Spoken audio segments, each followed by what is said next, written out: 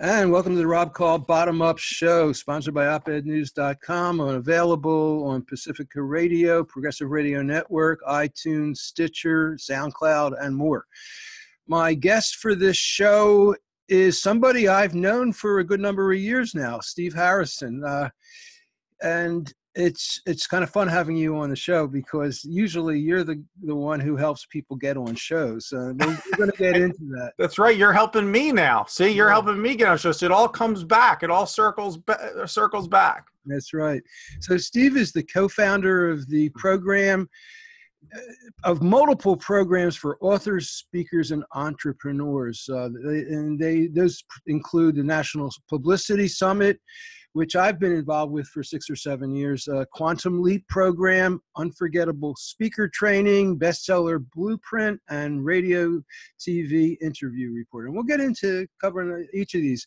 But, you know, I want to say the reason that I'm having you on the Bottom Up Show, which is the name of my show, is because I really think that what you offer to people is a bottom-up solution for how to get publicity and become famous and make their work reach lots of people. Now, I interviewed, a number of years ago, I interviewed Joe Trippi. Joe Trippi was very famous as the first national campaign manager to run an internet campaign. He did it with Howard Dean. And it was that nobody had done it before. And so he is a real expert on it now. He's a talking head on different national TV shows. And he also consults all over the world for corporations and politicians. And one of the things that he pointed out to me was that it used to be that if you wanted to get publicity, you would go to one of a handful of major PR companies and you would pay them, and they would go to the insiders at the mainstream media who they knew, and they would make their connections happen. And that was the way it was done. And things have changed. The power balance has changed. I interviewed Joseph Nye, who wrote the book Soft Power and the Future of Power. He's now the head of the Trilateral Commission, one of the most powerful people in the world, literally. And what he said, that power balance has changed. Now, anybody has access to power that was never available before. And I think what you do with your multiple programs is offer people access to power that they didn't have before. And what you do is you provide a way for them to do it with the tips and the strategies so that they can interact with some of the existing media power structures. Yeah, it's true because, you know, you've been coming to my National Publicity Summit for years. In fact, that's how we really got to know each other the best. And, at that event, as you know, people come to New York for 4 days, and really the emphasis, and we have a few speakers, but mainly the emphasis is, as you say, where they get to meet the producers, the journalists, the bloggers and podcasters directly. And when you get that opportunity to meet a media person face to face and build a relationship, it's just a huge advantage. And I think to your point, it used to be that back in the day, it was just PR people that had these relationships. They'd go on junkets and things and they would build these relationships. But because of things like the Publicity Summit, now the average entrepreneur, the average author who's thinking of writing a book or has a book or a speaker, they can actually meet at my event the producer of the Today Show. We've had people get booked on the Today Show. But you're leaving something out that's really an important part of what you do. And you prep people, you teach them, and you coach them, and you guide them how to have that 2.5 minute moment with these media people. Because I've been doing this for 6 or 7 years. I'm usually getting pitched to have people on my show or publish their work in my websites. And that people have 2.5 minutes. And there's a person there from your staff timing them. And so usually I see about 60 people in 2.5 hours. And you have two. We call it speed dating for the media, right? That's it.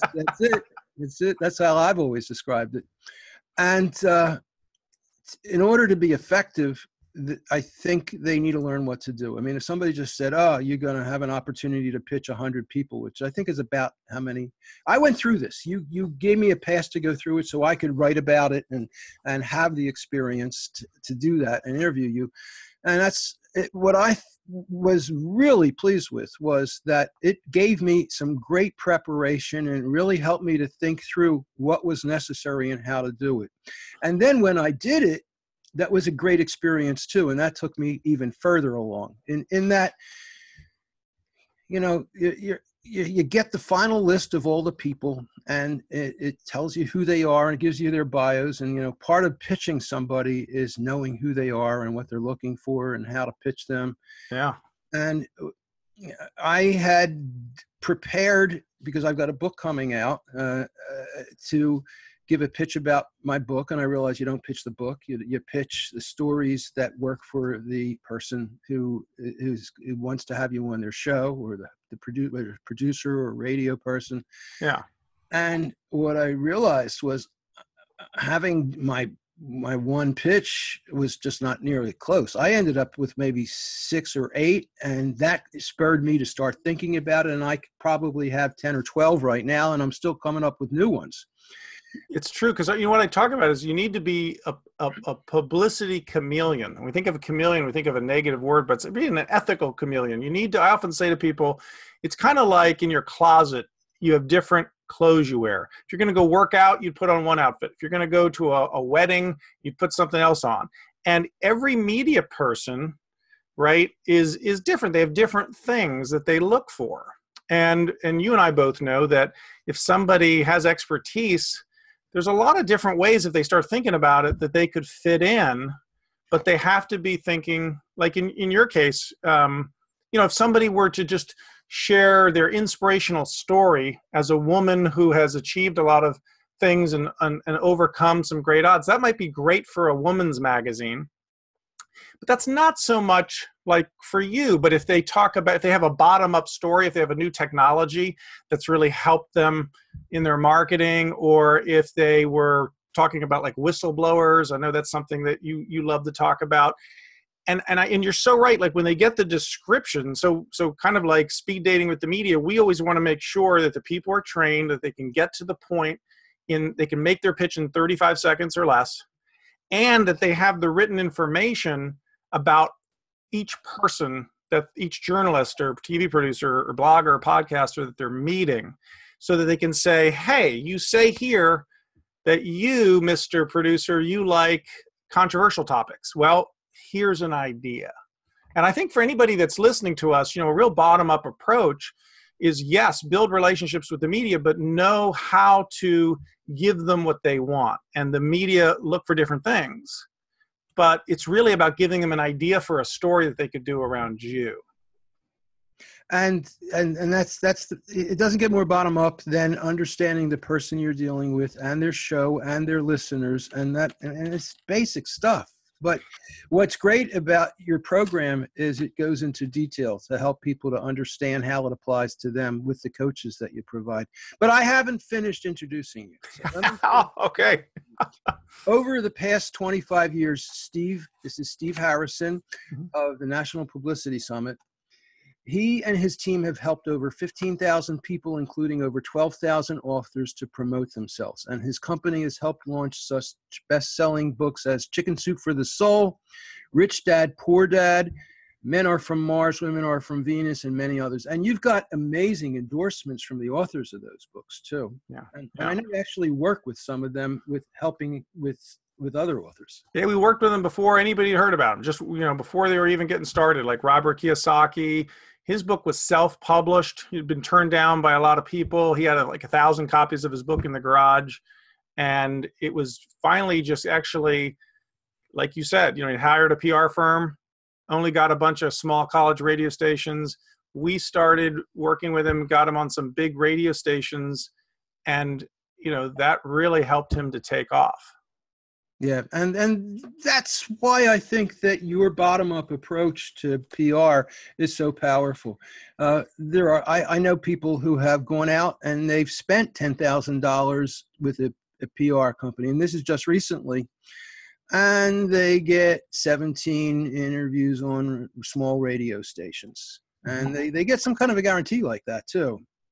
And I just think that what you do, you know, there's that old saying, catch a fish and you guy eats for a day, teach them how to fish and they eat for a lifetime. And I think you're doing the teaching so that people can do this on their own. But it's not for everybody, right?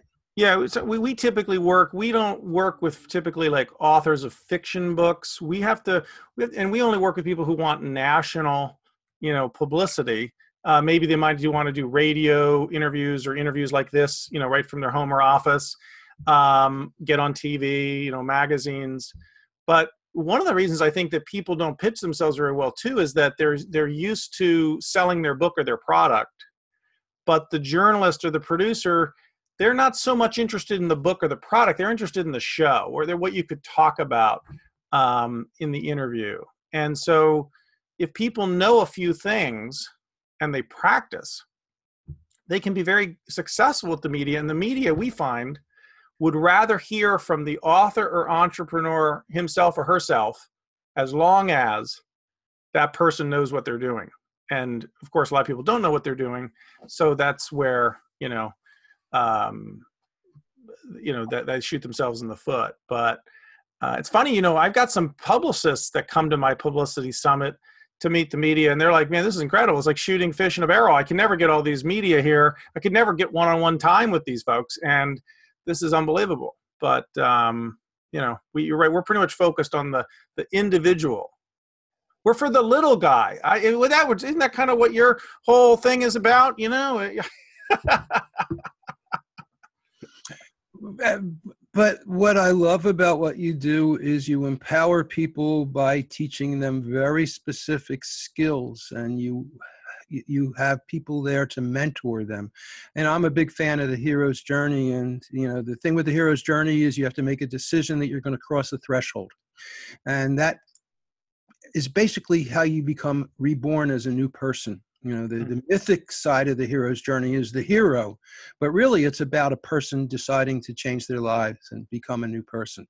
And it takes mentors to be effective at crossing the threshold. And that's one thing that I was really pleased with what you offer. I went through the program and I had somebody who coached me on what to wear and how to look. And, I'm one to poo-poo that in a sense. You know, I'm a jeans kind of a guy, but I found her very helpful, and I listened to her, and I ended up dressing just like you when I was at the summit. Well, it's really funny because we tend to wear, right, what we like to wear. And the reason we do have, when people go and they say they're coming to the summit, we match them up with a number of coaches. And one is an image consultant, because you're right. Like, what she says is you want to make sure your sight bite matches your sound bite. What is it you're what's the message? And everything we wear, the colors, the exact clothing, we want you to look TV ready. And she's fabulous.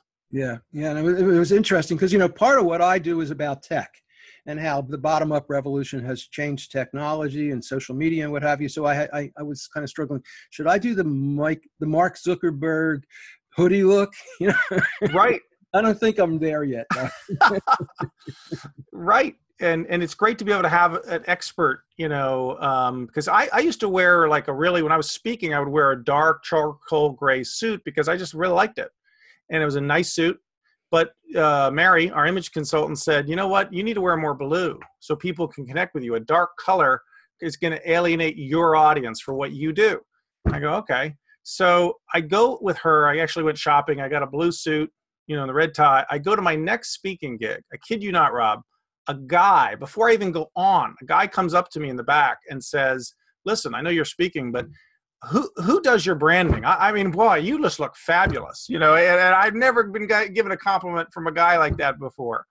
And so it is a fun experience to, as you say, to kind of cross over into a new identity, because I think anybody who's wanting to succeed with the media, to put themselves out there to become a more influential thought leader, author, speaker, that is a new role. Maybe they're a doctor, maybe they're an expert on whatever, But it's different when you need to now put yourself out there. You can't just rely on the referrals you were getting. And you're going to now put yourself out there as an expert, a whole bunch of questions about what are you talking about? How are you going to brand your message so that it stands out from the thousands and thousands of other people?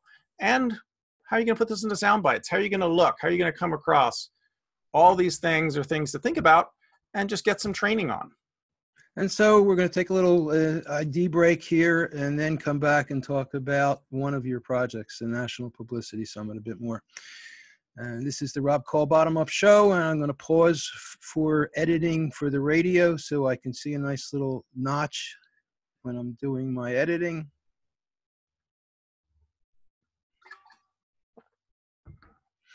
And my guest for this show is Steve Harrison. He's the co-founder of a whole bunch of programs for authors, speakers, and entrepreneurs that help them get famous, get them publicity. National Publicity Summit, Quantum Leap Program, Unforgettable Speaker Training, Bestseller Blueprint, and Radio TV Interview Report.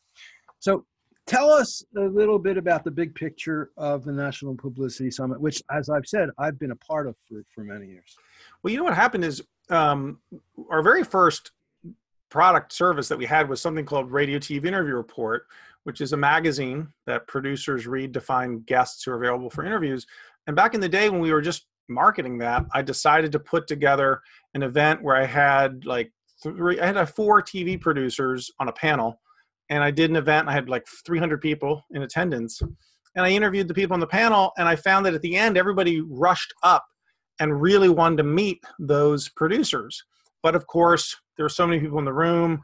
But I found that some people got booked, right, after they had a chance just to connect with that producer. And I also would go to trade shows like Book Expo, where publishers pay a lot of money to have a booth. But anytime somebody with a certain colored tag that was media came by, they were just thrilled. They really wanted to meet the national media. And I thought, what if there were an event where you could put the media in the booth, so to speak, and then you could have people sign up and have appointments to meet them face to face. And boy, they probably would really be successful. And my brother and I are partners, and we were thinking about this, and we thought, well, then, but for them to be successful, okay, we need to keep the line moving. So we'll give them a few minutes. We'll have somebody with a stopwatch that's, moving the line. But then we also need to train the people ahead of time so that they can be at their best. And this all just kind of, it's kind of that classic entrepreneurial thing where you're seeing an opportunity where you could help people, but you also have to troubleshoot and think through all the potential problems and fix them. And that's what we did. We said, hey, let's give people one-on-one training ahead of time. Let's let them practice their pitch. Let's make sure they get the information about the media person. And, we're fortunate. We've attracted a lot of great media and journalists such as yourself, Rob. It's been great to have you and podcasters and bloggers and producers from The View and the Today Show and Good Morning America and Fox News and major magazines. But I think a lot of media come, we pay a modest honorarium for their time, but they really come, they enjoy meeting people, and they want to discover like the next hot guest. I mean, we had a psychologist who got booked on the Today Show, and he has just been a regular guest, and he's even gotten his own show, Dr. Ish Major, but he had never been on national TV before. But he did the things we were talking about earlier, worked with the image consultant, figured out what he needed to say, kind of learned the media business. And I just find it really gratifying to connect the media with people who are passionate, who have a dream, and who are willing to learn how to make it happen. Yeah, and you do a great job. I was, I went into it with an open mind, and I really wasn't sure. And because it's not cheap. How much do you charge for the? Right now, it retails for at just under $8,000. But it, sometimes depending on what we're offering, you can get it for around $6,000, depending on when you sign up. Now, we bring over 100 media over 4 days. So a PR firm would typically charge very easily 20, 30 grand to work with you for 3 months of time. Here in 4, and they don't give you their contacts. You leave, you come to my event, you meet over 100 media, many top national TV producers, but you actually leave with their contact information as well. Their email, you can follow up with them. So there's really just nothing like it. Yeah, my experience was I got a chance I decided to pitch about 100 people, and I think I pitched as many of the people as I wanted to out of the 125 maybe that you had over those 5 sessions.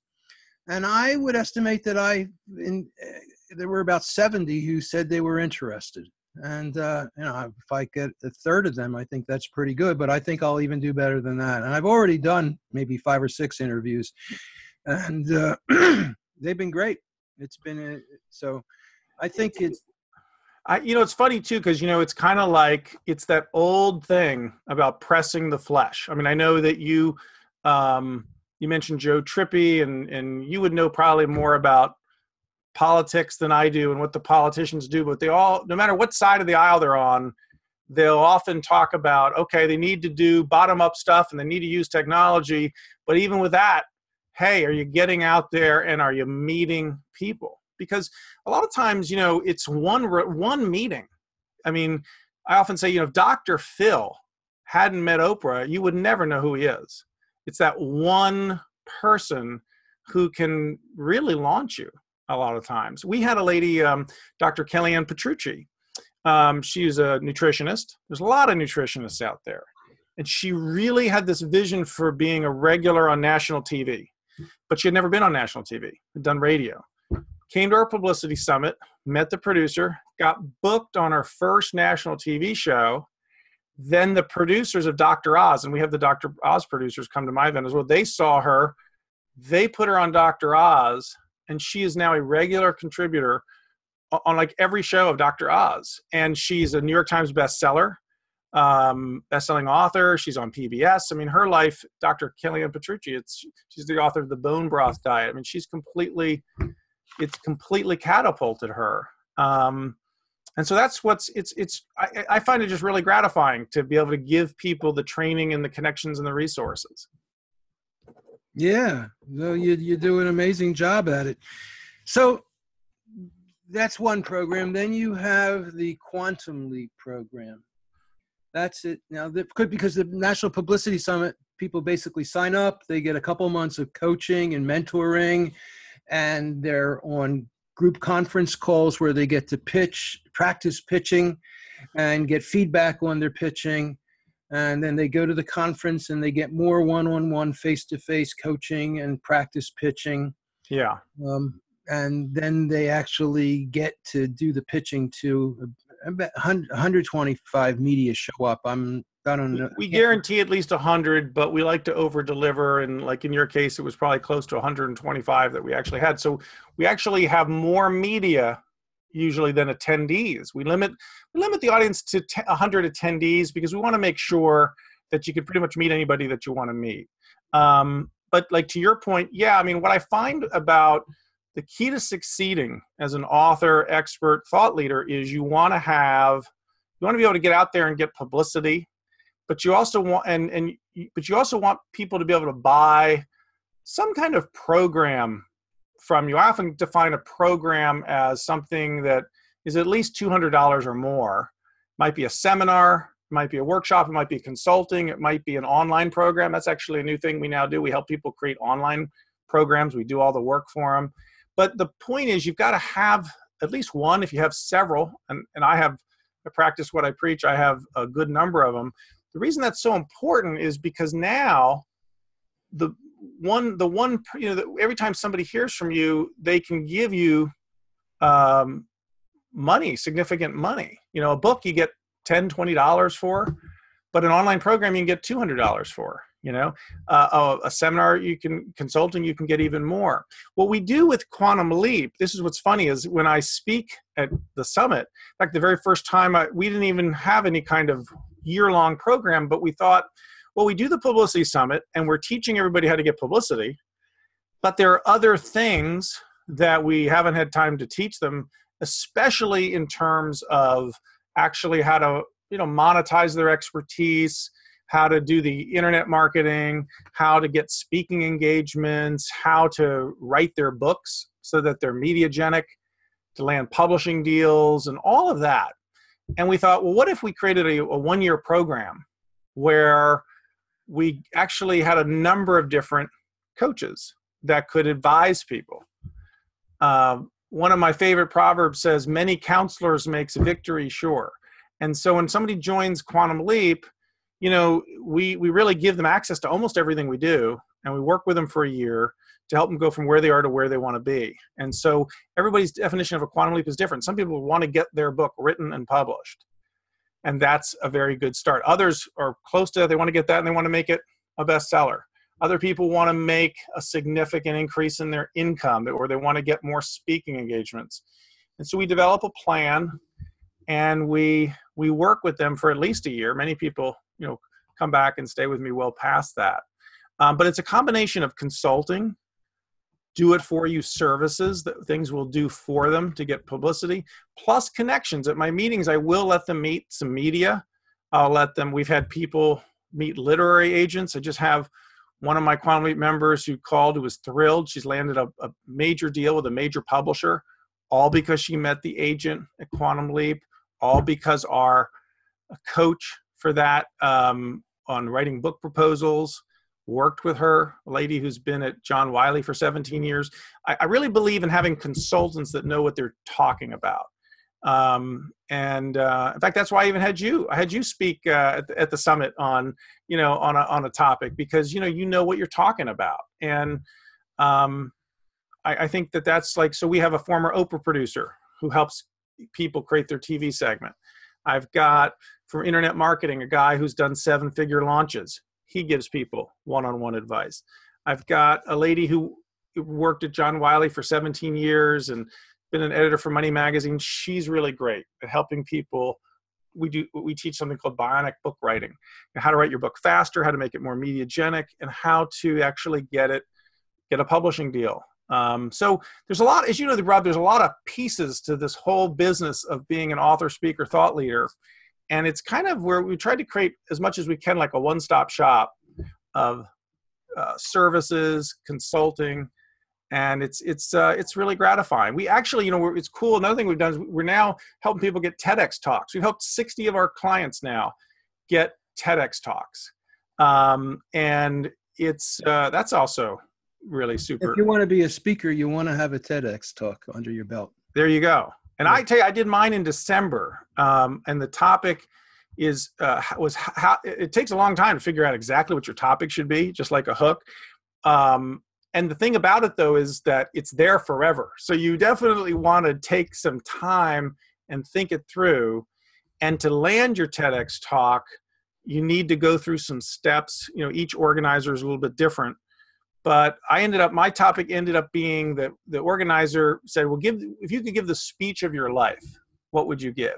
And interestingly, I didn't make it about publicity, which is kind of really what we're talking about today. I talked about a larger thing that to me is so important, and it's how to sell without selling your soul. In other words, the original title was going to be Selling is Love, because I really do believe that when you market and you sell the right way, it's love. It's you're listening to people and you're wanting to help them. And it was funny. I got a lot of resistance. People in business like, selling isn't love. What are you talking about? And I'm like, well, hold it. So they're talking about serving people. It's like, what if you love people, you're going to serve them so much better. So that was a blast to kind of do that. And we've gotten a lot of views and everything else. But it's, I think it can be kind of overwhelming, though, all this stuff, too, to be fair to anybody. I don't know if you felt overwhelmed in doing your book at all. I mean, what's that experience? It took me 10 years. Yeah, but hey, great things take time. And what I often say to people I got to tell you one thing, though. Yeah. When I submitted the finished manuscript to my publisher and I said, it took me 10 years to do this, his reply was, congratulations, you're halfway there. And the other half is what you coach people to do, really. Yeah. And part of the story is that the nature of book publishing has changed so dramatically. I mean, it used to be if you got published with one of the big five, one of the major publishing houses, and that's because there've been so many acquisitions that it's five big publishing houses with subsidiaries, and then some smaller publishers, and then is it hundreds of thousands or millions of people self-publishing now? Yeah, I don't know what the latest number is, but it's massive. Hundreds of thousands. Yeah, and so unless you have a decent sized six-figure contract, even if you have a big publisher, they're not going to do much for you. And it depends on you to do the work of getting the word out about your book. That's why when you putting together a book proposal, you want to make sure that you describe in it what your platform is and how you're going to help to promote the book if you're trying to get a book contract. Yeah. And that's another thing I think that you help people with, is helping create their platforms for their books too. Yeah. Absolutely, because you're right. Because the publisher, if they're going to publish your book, they want to see that you can sell the book. So if you have a blog with a following, or if you have your own podcast, or if you have an email list, I've got over 100,000 fans on Facebook. I've got if you're out there speaking a lot, what is it that you can tell them that you have? That where they can see that they'll sell books. Now, something a lot of people don't know is if you put in the book proposal the things you're going to do, and you're very, very specific, like I'm going to be going after these organizations, I will be contacting these people.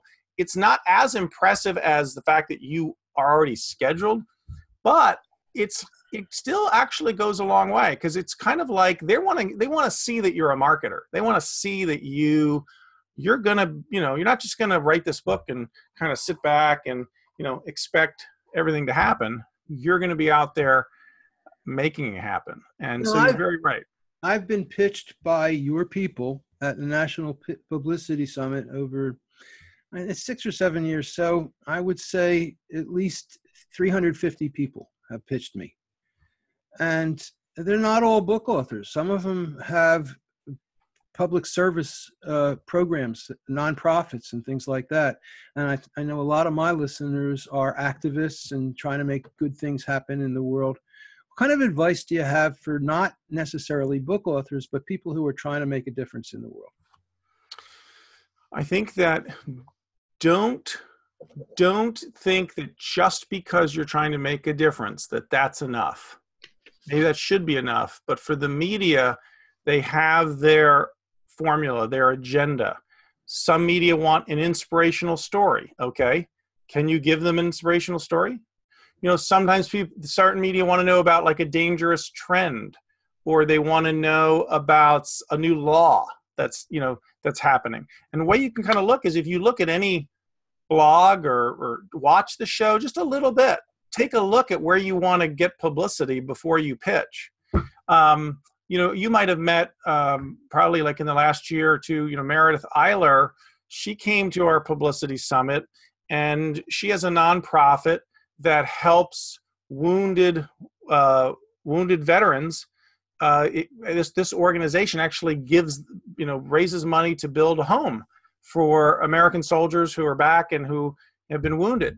And when she met the producer of the Today Show, Memorial Day was coming up, and it just totally made sense that, hey, this would be a wonderful show to see this veteran walking into the home and talking about the work that this organization does.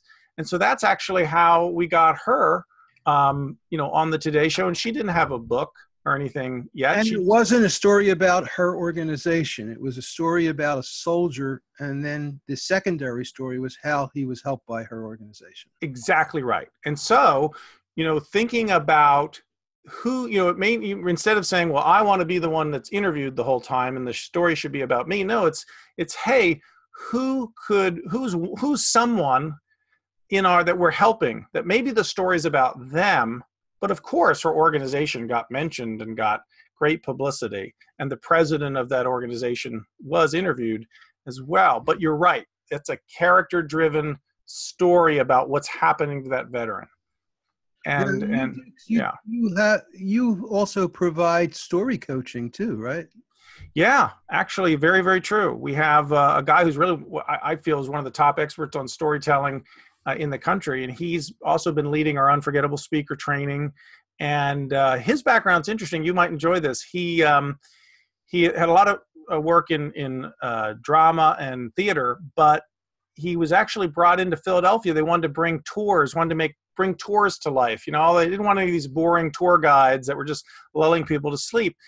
And so Philadelphia started something called Once Upon a Nation, where they have a bunch of benches. And instead of giving people tours, people just come and sit down on a bench, and a storyteller, somebody will tell them a story about that location.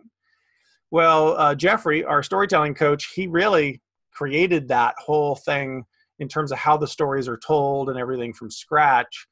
And he's just fantastic. And so he's really fantastic at helping people find the stories in themselves. You know, you mentioned Joseph Campbell and you know, just the idea of like an origin story. Jeffrey loves to help people, for example, think about, why do you do what you do? You know, what was the moment? You know, Spider-Man has an origin story. Okay, there's things that happened. He got bit by the spider and he's Spider-Man, right? Well, you know, a question everybody could think about watching this is, what happened to you that made you the person that you are, that has put you, you know, on this mission, and really sharing that story with people. Yeah, I think it's a powerful part of the idea of getting PR, is learning to identify stories that you can tell that people will want to hear. Basically. Yeah. And yeah, it's really it's wonderful. It's wonderfully exciting work, and then people start realizing that they have a story that would really help people connect with them. So, time to do another show ID. So we'll pause for a moment and I'll introduce Steve again.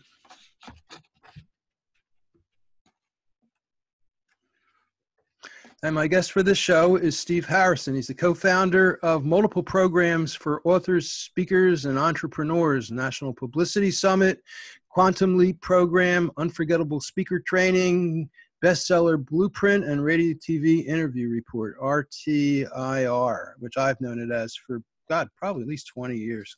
I used to get it when you had it mostly as print. Now it's online. So you help people. One of the things that you do as part of your marketing is you offer free webinars. What are some of the topics that you do those on? We'll do topics like how to get maximum publicity in minimum time, how to write your book faster. We'll do titles like 6 Keys to Outrageous Success as an author. And that's where I interview Jack Canfield, who's sold over 500 million books. It's the chicken soup for the soul guy. Yeah. And we'll do things, for example, how to land your first Tedx talk. So that's an interesting question you asked me, because, you know, the key, I mean, there's a lot of keys to doing an effective free webinar. And one is to definitely train people and give people just good information so they want to keep coming back. The other thing is to have a title, like we talked about hooks, to have a title that has a benefit to them. So, you know, if we just were saying, you know, learn about speaking or join us for our speaking webinar, probably wouldn't get much attendance. But if it's learn how to land your first TEDx talk, oh, okay. Now that's an outcome. And if you can give people a picture of an outcome that you can help them with, that's actually very helpful. We do one called the three big secrets for getting national TV publicity. So that's something that, and people can sign up to get on your mailing list so they can get notified when you do these free workshops or webinars. And I created a bit.ly link for that. So it's bit.ly/makeyourselffamous, all lower cases. And I came up, that's not your one. I don't know if that's you're comfortable with that or not, but that's fine, man. It's your show. I appreciate it. Yeah, bit.ly is a handy thing to use if you're trying to get the word out. You go to bit.ly, you sign up, get in a free account, and then you can create shortened links that have meaningful words. And I use it all the time. Fantastic. Yeah. It's a good tip. Yeah. So I'm interested in public speaking. And I know that you do a lot with that. You've got a whole program for it. What are some of the things that what's some advice that you can give to people on how to land paid speaking gigs? Well, I would say two things. One thing is people are having a lot of success putting video on LinkedIn of themselves, or like a quick 2-minute clip of themselves on LinkedIn, and making sure that when they write about themselves on LinkedIn, it says speaker trainer, because that gives people just a quick experience, and they see you now as a speaker. Certainly, in your signature, you want it to say speaker trainer. So first is really to kind of walk into that. The other thing is I find that a lot of times the best paid speaking gigs are created. What I mean by that is you talk to somebody about what they're trying to achieve. Let's say it's a sales manager, and they want to increase their sales, but how specifically? Like, what do they think their problems are? Well, our people just don't make enough cold calls. Well, if you'd like, I could come in, you might say, and do a training on how to get past the fear of cold calling. Oh, really? And and you would definitely want to be able to show them some video clips of yourself speaking. So that's where like a Tedx talk is great. You mentioned our Unforgettable Speaker Training. We actually have something within that called Speaker Showcase, where we actually put people on a stage and we shoot a video of them speaking, and we train them ahead of time so that they can show a clip. Because if people can see how you come across, that's going to make a real difference. So if you're talking in terms of what they want, not just what you want to talk about, but what's the outcome that they want for their people, and you can give them video, that goes a long way. The other thing I think, Rob, a lot of times people get too chintzy on what I would call there's a book out, came out a number of years ago, about moving the free line. And I love that analogy. I think you got to be really clear on what you do for free, and you got to be clear on what you do for a fee. But I think a lot of times people are too chintzy about doing something for free. Like, if you can go drive across town and you can meet the manager of a major company, and you can talk to a few of his people and give him a free training just for an hour so that he's experiencing you, that could lead to a 6-figure contract, So a lot of times, but you have to know how to ask for it, and you have to, know how to go about it. But I think that those are some things that I'm finding that are really helping the clients. And I've heard so many people say, I'm too old to do stuff for free. I don't do that anymore. Right. And it's really so foolish, because part of it is you have to know who you're talking to. If sometimes people say, well, I've been giving and giving and money doesn't come back. Okay, I understand that. But that's probably because you weren't set up right. See, you should be able to speak, and if you get paid, great, but you should have at least a program or consulting, something that you can offer people where they will now hire you. And in fact, ideally, you want to be set up where you can speak for free and even give some free consultations away. And at the end of all that, after a couple of days, you now have clients paying you really good money. And you have to line that up, but I find that that's actually a great way to be able to go, because you can now get exposure, and you can enroll people in what you're doing. And in your Unforgettable Speaker Training, you teach people how to do those things? We teach them how to do that. Because, actually the way I kind of got going, I fell into this business because my brother was starting our talk show magazine out of our bedroom apartment, and I said I'd work with him for about 3 months.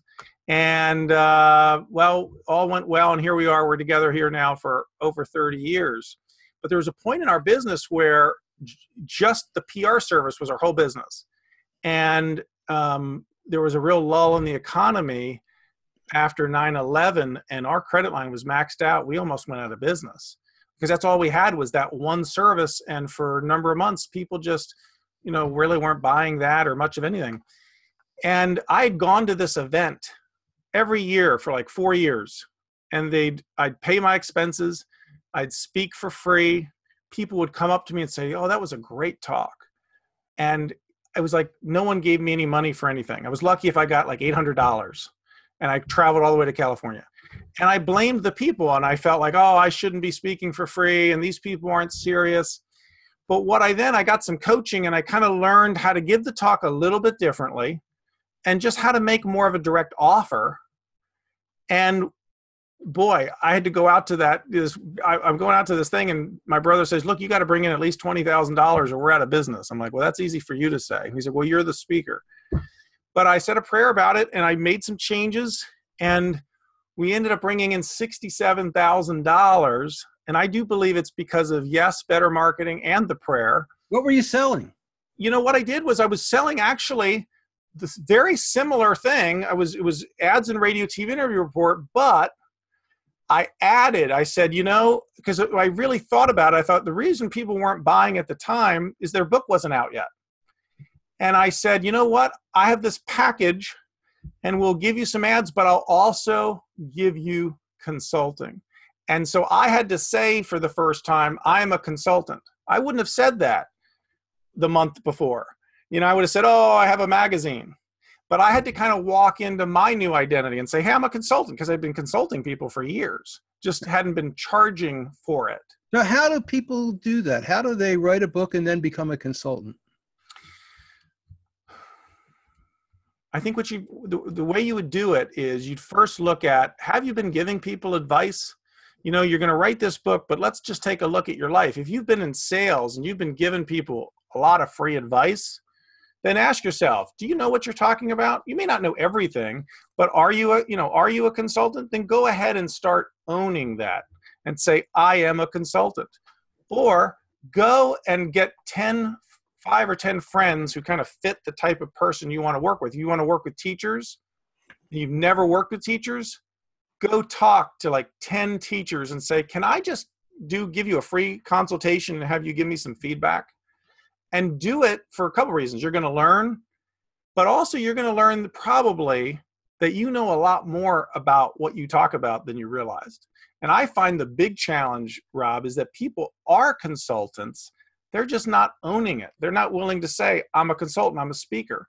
And so owning your expert status in that way, owning what you are, is really the very, very first step. And it was for me. I had to say, hey, I'm a consultant, and when you buy this package, I'm going to consult with you, and I'm going to give you this service, and you can use it when you're ready. And so now it was a different offer, but it was also a different me.